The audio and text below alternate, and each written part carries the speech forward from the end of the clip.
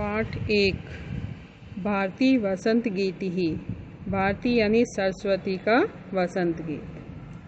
प्रस्तुत गीत आधुनिक संस्कृत साहित्य के प्रख्यात कवि पंडित जानकी वल्लभ शास्त्री की रचना काकली नामक गीत संग्रह से संकलित है। यानी यह महान कवि या प्रसिद्ध कवि पंडित जानकी वल्लभ शास्त्री की काकली नामक एक गीत संग्रह है, वहाँ से लिया गया है।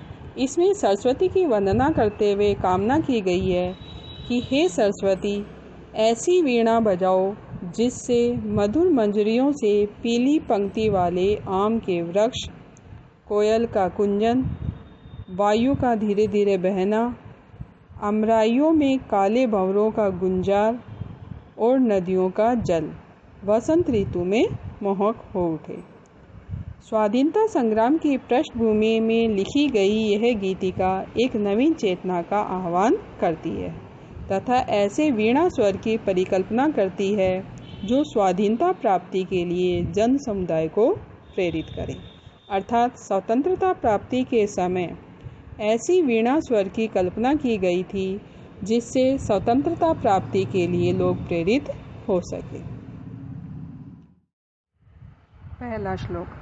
निनादे नवीनामये वाणी वीणां मृदुं गाय गीतिं ललित नीति लीलां मधुरमंजरी पिंजरी भूतमालाः वसन्ते लसन्ति इह सरसा रसाला कलापा ललित कोकिला काकिलाना। अब है प्रसन्न। प्रस्तुत पद्यांश हमारी पाठ्य पुस्तक सेमुसी के भारती वसंत गीति नामक पाठ से लिया गया है। इसमें सरस्वती से कामना की गई है कि ऐसी वीणा बजाओ जिससे मधुर मंजरियों से पीली पंक्ति वाले आम के वृक्ष, कोयल का कुंजन वसंत ऋतु में मोहक हो उठे। अब है अर्थ। निनाद नवीनामये अये वाणी वीणाम। अये हे वाणी यानी सरस्वती, हे सरस्वती नवीनाम वीणाम निनादे, नवीनाम नवीन वीणा को निनादे बजाओ। हे सरस्वती नवीन वीणा को बजाओ। मृदुम गायम गीतिम ललित नीति लीलाम। ललित यानी सुंदर, सुंदर नीति से लीलाम यानी परिपूर्ण या युक्त, सुंदर नीति से युक्त गीतिम मृदुम गायम, मृदुम मधुर, गीतिम गीत को गाए गाओ। ललित नीतिम सुंदर नीति से लीलाम यानी युक्त, मृदुम गीतम मधुर गीत को गाए गाओ। हे सरस्वती नवीन वीणा को बजाओ, सुंदर नीति से युक्त मधुर गीत को गाओ। मधुर मंजरी पिंजरी भूतमालाः वसंते लसन्ति इह। इह यानी इस, वसंते वसंत में, इस वसंत ऋतु में मधुर मंजरी मधुर मंजरियों से पिंजरी पीली हो गई। सरसा रसाला, सरसा यानी सरस, रसाला आमों के वृक्षों की माला यानी पंक्ति। मधुर मंजरियों से पिंजरी यानी पीली हो गई। सरसा सरस, रसाला आमों की माला यानी पंक्ति, लसंती यानी सुशोभित हो रही है। ललित कोकिल काकिला नाम। ललित यानी सुंदर, सुंदर कोकिल यानी कूक वाली, सुंदर कूक वाली काकिला नाम कोकिलों के कलापा यानी समूह है, सुशोभित हो रही हैं। ये लसंती शब्द है बच्चों, ये दोबारा लग जाएगा, यानी सुंदर लग रहे हैं या सुशोभित हो रहे हैं। तो ललित यानी सुंदर या मनोहर, कोकिल यानी कूक वाली, काकिला नाम कोकिलों की कलापा यानी समूह है या पंक्तियाँ, लसंती सुशोभित हो रही हैं या सुंदर लग रही हैं। अये वाणी हे सरस्वती नवीनाम वीणाम निनादे, नवीन वीणा को बजाओ। श्लोक नंबर 2।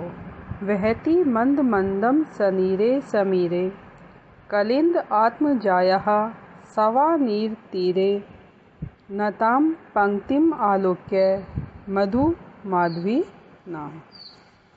फिर आ जाएगी लाइन, नदीना निनादे नवीनामय वाणी वीणा। प्रसंग।